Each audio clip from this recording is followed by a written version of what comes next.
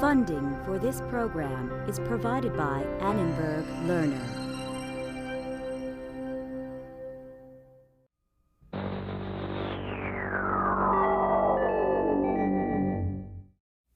This boycott is a perfectly reasonable free enterprise tool to use when meat prices are the highest in history and the federal government refuses to act until after the horse is out of the barn.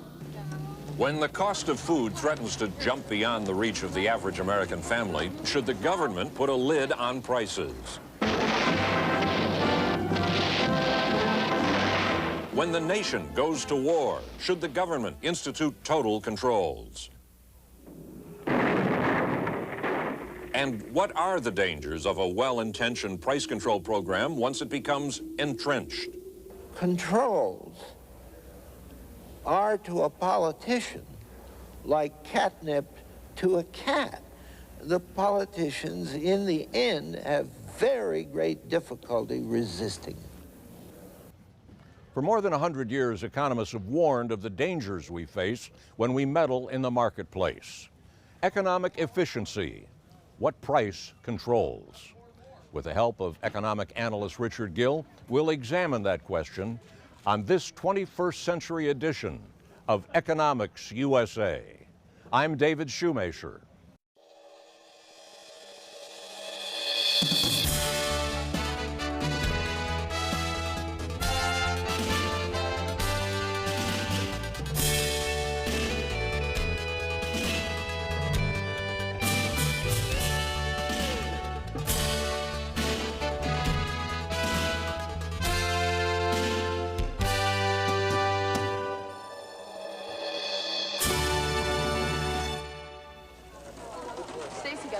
We got bargains over here. Electronic liquidation. We have bargains over here. Come on in, girls. Don't be shy and give them a try. Check it out, check it out, check it out. Come on, no way, no way. Pick them out. 11-2 for 21 here. All on cashmere. Pick them out. Everyone enjoys the ritual and the give and take in a market like this one in Englishtown, New Jersey. What we're seeing through the eyes of an economist is a demonstration in its purest form of the free market pricing system. Like a well-choreographed ballet, consumers take the lead in this commercial dance. They're looking for the best deal they can get for their limited dollars. The merchants follow their lead, the joking not quite masking the intensity. Browsers or buyers, how much are they willing to pay? Settle for less profit or lose the sale? So what we have here is an open-air demonstration of economic efficiency. The pricing system at this level is pretty much like the merchandise on display out in the open. However, behind the scenes, what economists call the invisible hand is at work, determining what is produced, how much is produced, keeping supply and demand in balance, and all with the least amount of waste. $10. $10. No, 15 for $1, 35 for 2. But if the invisible hand and the free market have worked so well, why would anyone want to interfere?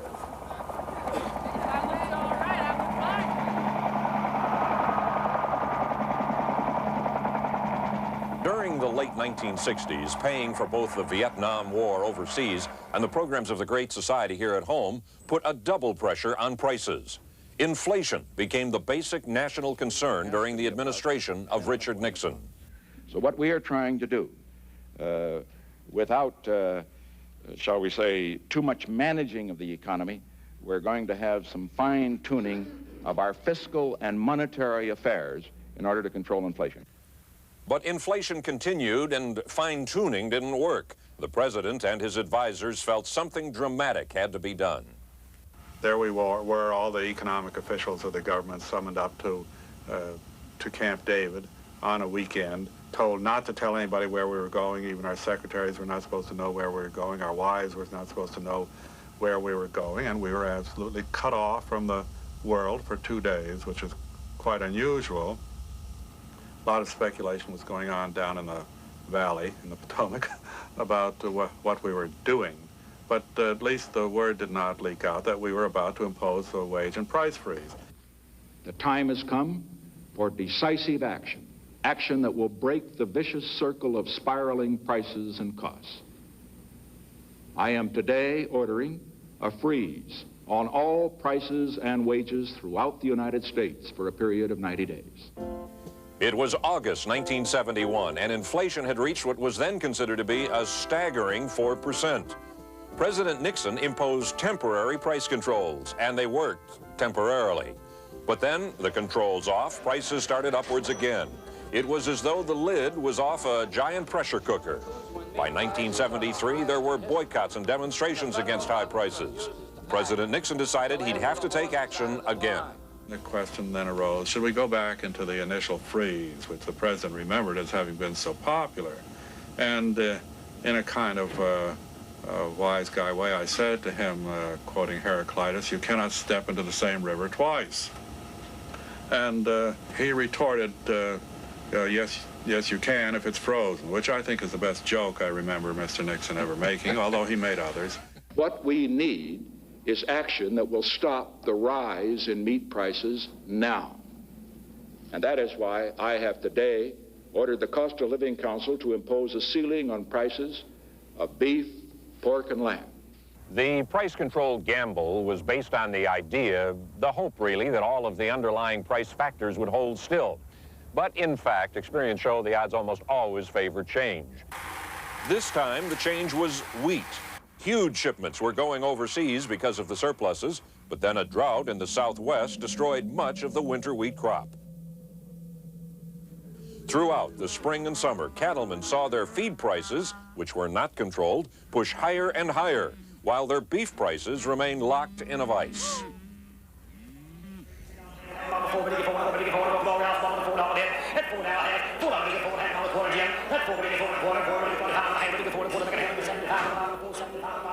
Farmers are a pretty independent group of businessmen, and one of the first things that they tried to do was to withhold their animals from markets. And that had the effect of tightening up on supplies and actually putting real pressure on the whole system. Here was the government trying to hold down prices at a time when farmers were withholding marketings, so you began getting a very difficult situation. We're going to hold our cattle on the farm, definitely, rather than sell, hold them. Why? Well, price should come back. We don't want to give them away. Just keep them, let them get old if necessary, but we feel like the cattle prices will come back. By the middle of the summer, beef was scarce in many areas of the country, and now it was consumers who were trapped. The price controls they had demanded had led not only to lower prices, but to lower levels of meat production. Well, I don't think I'll have to sell now because the demand's going to get greater and it'll get us a little more profits later on, the way I think. That's a rational thing for them to do. The problem with it, however, was that you can only do that for a short period of time. Those animals eventually had to come to market. And what happened was that as they held back, and when the controls were relaxed, the animals came to market and down came the price.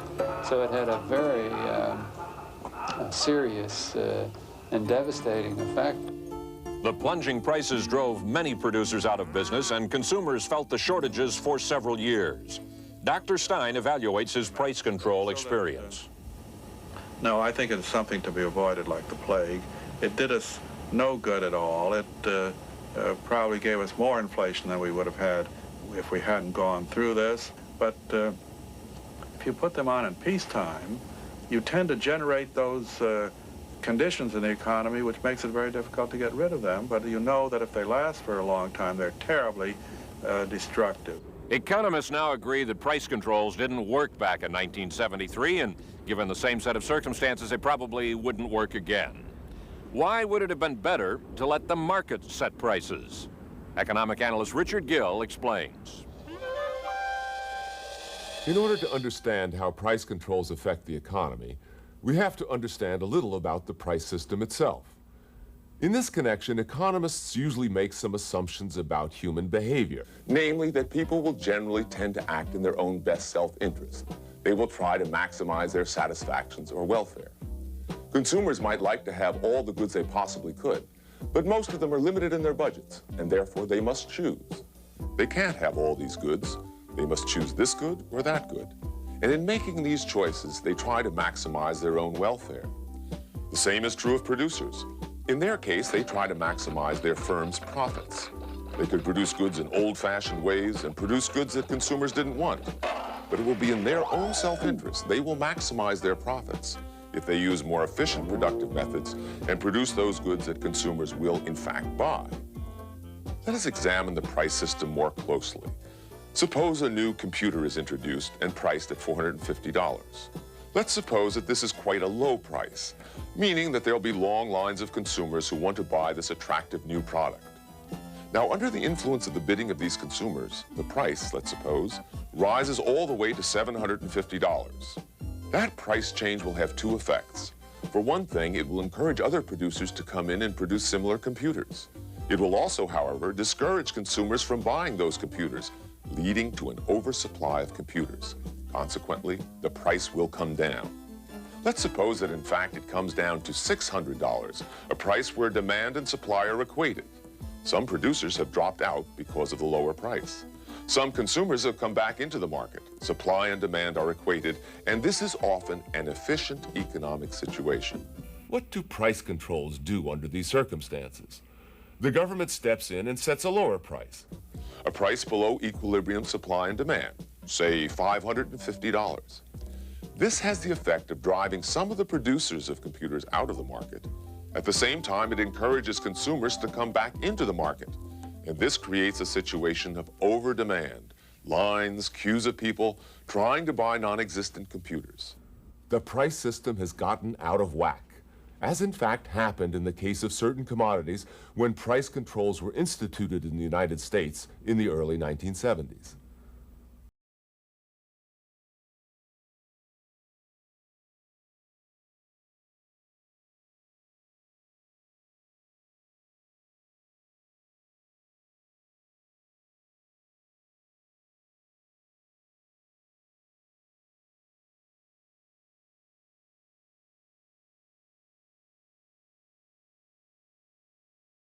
Attack on Pearl Harbor was a surprise, but planning for World War II had been underway for some time.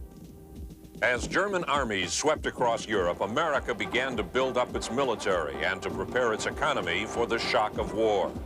Many adult Americans still held vivid memories of the hardships caused by inflation during the unregulated economy of World War I. The cost of living then spiraled up more than 100%. Every worker and every resource was suddenly in precious demand. Military and civilian needs competed with no referee but the price system, and so prices naturally shot higher. As another and potentially greater war approached American shores, President Roosevelt prepared to initiate price controls. But the job of planning and controlling the economy was anything but easy. The Roosevelt administration chose a young economist from Canada, John Kenneth Galbraith, to be its price czar. We had a couple of dozen people and the task of taking charge of all the prices in the economy. And I've often thought that in my more mature years, I would have been simply appalled. At that time, I was rather of the opinion that the right man had been selected for the right job. Well, how does one select, I will control this but not that? What was on your mind? How were you going through that process? Well, this was the original idea, that we would control those prices where the war had brought something into very short supply, like rubber. And we would ration, and we would let the market take care of other prices, keeping demand equal to supply. Well, that proved wholly impossible. And so the answer to your question is there was no such possibility. One had to control all prices, and we did. Price controls were only one weapon in the economic war. Directives relating to mobilization touched almost every branch of the economy. Scarce resources were rationed. Silk, for example, was no longer available for stockings, so resourceful women found substitutes. On the production side, before industrial conversion could begin, before these automobile assembly lines, for example, could turn out tanks and planes, there was resistance to overcome. President Roosevelt's advisors assured him that business had to make money out of the process or business wouldn't produce. So the government ultimately determined the prices paid for war materials, with an emphasis on attractive profit incentives for producers. Between 1940 and 1944, corporate profits nearly doubled. from $6.4 billion to $10.8 billion. Almost every business prospered. One has to remember that price control in World War II came right after the Great Depression, where there had been, there was a great experience with losses, great experience with limited production, idle plant capacity, and so there was an expansion of demand, an expansion of output, an expansion of employment, all of which made people very content as they look back on their previous experience, even though their prices or wages might be limited. The Office of Price Administration not only had to set prices, it had to see that the men and women on the home front would go along with the regulated market. OPA wasted few opportunities to publicize the value of price controls. And for the duration of the war, it continued to provide patriotic guidance for the American public. So here's a plan that's fair and square. Everybody gets their share. No more griping anywhere. Get the point, Mrs. Brown. One for you and one for me. It's as clear as ABC. Share alike for victory. Get the point, Mrs. Brown. Anything that you put in would sell pretty rapidly, so it wasn't a case of selling anymore. It was just a case of getting the merchandise. It was really a seller's market rather than a buyer's market for several years, and this became increasingly so as the war, went into the third year and fourth year and fifth year. And they restricted the amount of material that could go into a woman's dress or skirt, and the skirts got tighter and tighter and shorter and shorter. And pretty soon we were in very tight, short skirts. The idea of a lot of barbecue parties was not to use beef, to use horse meat, and on the new barbecue thing. It didn't work very well, because I didn't like it particularly, a lot of other people didn't. But there was a very strong feeling at the time that this was almost like a patriotic thing to do, and people kidded about it, for the Saturday night barbecue, so to speak. But they were trying to use horse meat and other substitutes for beef. Most Americans agreed that these shortages and inconveniences were trivial compared with the national crusade to win the war. And so they cooperated with the emergency programs. They invested in war bonds and saved their money for the goods that would be available when the fighting was over. For the duration, the controlled market carried out its necessary functions and defense goals were met. Looking back on the experience, one can hardly doubt that it was a very successful experience. We have no memory of inflation in World War II at a time when the economy doubled in output. Although they caused some problems, some imbalances, there's general agreement that price controls played a critical role in winning the war. Richard Gill analyzes why, in this instance, the government chose to intervene. Most economists agree that price controls in World War II were quite successful because of the special circumstances involved. The war involved a huge transfer of resources from the civilian to the military sector of the economy. The government made tremendous demands on the economy, which, without some sort of controls, might easily have led to a rapid spiral of wages and prices, itself damaging the war effort. Also, the controls were instituted for a specific purpose for a short period of time and under conditions of patriotic fervor. They had some defects, but under these circumstances they worked quite well. Besides war, there are other circumstances where the market may not handle economic problems efficiently. The market may not be efficient when it comes to monopoly power or to air and water pollution. Furthermore, we have to remember that economic efficiency is not our only economic objective. We may want to use controls to improve the distribution of income, to aid the poor, the disadvantaged, or other groups in the society. Indeed, when it comes to rent controls, these motives were very probably paramount.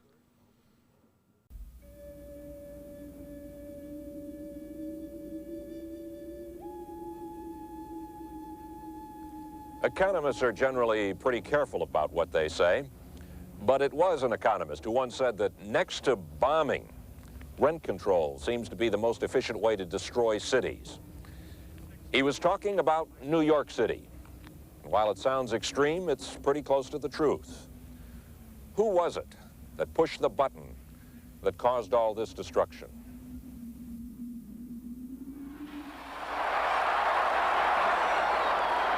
The end of World War II brought a major question. Where were all these returning vets going to live?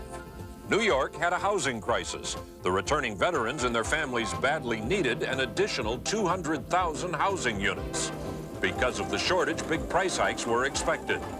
So, when the federal government removed wartime rent controls, the state of New York continued them on all existing rental housing. The goal was patriotic and understandable, to give the vets a helping hand. And it seemed to be working, after a fashion. No, I got out of service. We had our times, too. There were problems in finding homes. And if you did want a home, you would approach somebody that probably would move out, a possibility, and you'd work a deal out and pay a few $100s, and you would have an apartment. There was a need for rent control because of the unusual shortage of housing. And, of course, it also was true that there was a great deal of pressure from renters, from tenants, and obviously there are an overwhelming majority of tenants in the city as contrasted to landlords. The fabric of neighborhoods and housing seemed unaffected by rent control at first. Brick and mortar do not immediately waste away, and maintenance costs were stable throughout the 1950s. But the costs could not hold still forever. Inevitably, the system began to crack under the stress. The steps were subtle at first, but disastrous by the end. First, landlords skimped on some repairs. Before too long, they were locked into making ends meet with deteriorating buildings. Then balance sheets showed that costs were so high and returns so low, they could no longer afford to keep their buildings. In the 1960s, first a few, then hundreds of landlords began to abandon their buildings. At the same time, private housing construction in the city came to a standstill. Rent ceilings cut into profit margins. Profits or people? The issue was an emotional one with no neutral bystanders. But while the debate raged, investors took their money elsewhere. They were much wiser in putting their money and lending it to General Electric than to lending it to a company that would build a product subject to price control. Now, the net effect of that is that New York City has a declining population. There have been over 300,000 apartment units abandoned in New York City in the last 10 or 20 years. And no one abandons an apartment house unless it is uneconomical for him to continue to own it. When we first purchased the property, I think I was paying something like 38 cents a gallon for fuel oil. Now I pay $1.23 a gallon for fuel oil. If I were able to get a decent rental, and I'm not out to overdo anything, I'm only asking for what is necessary to keep the property in good order. There are times when that may be true, but there are other times when you have to subordinate the economic factor to the social factor. When you find that people of middle income or low income cannot find housing which they can afford, something has to be done to help. Throughout the country where rent controls don't apply, the natural laws of supply and demand have come into play. And if there is a demand for something, someone will try to supply it, and usually oversupply it, and that will drive down the rents. I've lived in this apartment for about 28 years. To move now to any other location without rent control, I couldn't afford it. In other words, I'm determined to keep what I got. Rent control will probably always be an emotionally charged issue in New York City. There's not much doubt it did provide affordable housing to many in need. But there's also not much doubt that over the long run it put a stranglehold on the quantity and quality of available housing. How rent controls upset the delicate balance of supply and demand is a question we put to economic analyst Richard Gill. We can summarize a rent control situation through the use of one of the most famous, or perhaps I should say infamous, tools of economics, the curves of supply and demand. We measure price vertically. The higher up we go, the higher the price. We measure quantity bought or sold horizontally. The farther to the right we go, the greater the quantity. Now, as far as the supply of apartment units is concerned, the higher the price, the more of these units will be brought to the market. Therefore, the supply curve slopes upward to the northeast. As far as the demand is concerned, the lower the price, the more apartments will be demanded, and therefore the demand curve slopes downward to the southeast. When we bring these two curves together, we have an intersection where quantity demanded and quantity supplied are equal. This is an equilibrium situation. Now, when we introduce rent controls, we bring into being a lower price than this. And as the quantity demanded now exceeds the quantity supplied, there's a housing shortage. Apartments are sought and not to be found. This is an economically inefficient situation. Economic efficiency, of course, is not our only economic objective. We may want to improve the income distribution, help the poor. Also, we know that the marketplace itself is not always perfectly efficient. Therefore, we cannot conclude that any and all interferences with the price system are necessarily harmful. Almost always, however, such interferences do have some costs in terms of economic efficiency. Yo, girls, if you want vinyl, stay away. We got the leather for the weather, girls. This is a place they talk about, the leather capital of English town. $5 on the ladies' shoes, values to $80 today. Save $100 today on the leather boots. Whether on a national scale or at a neighborhood shopping center, there's not much argument among economists about the effectiveness of the invisible hand or the efficiency of the free market. It organizes the potentially chaotic forces of supply and demand. It leads to the production of goods people really want and does it at the lowest cost of society. We have also seen how tampering with the pricing system can lead to unwelcome results. The economic theory to be understood is that any interference with the pricing system, no matter how desirable the goal, can exact a price of its own. For this 21st century edition of Economics USA, I'm David Shoemaker.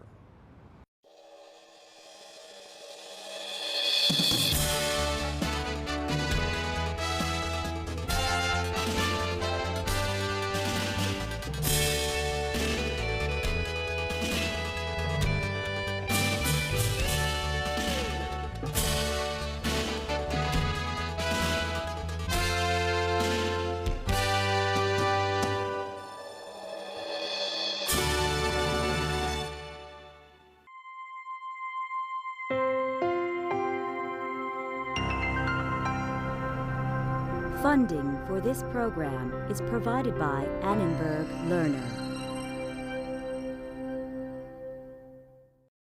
For information about this and other Annenberg Learner programs, call 1-800-LEARNER and visit us at www.learner.org.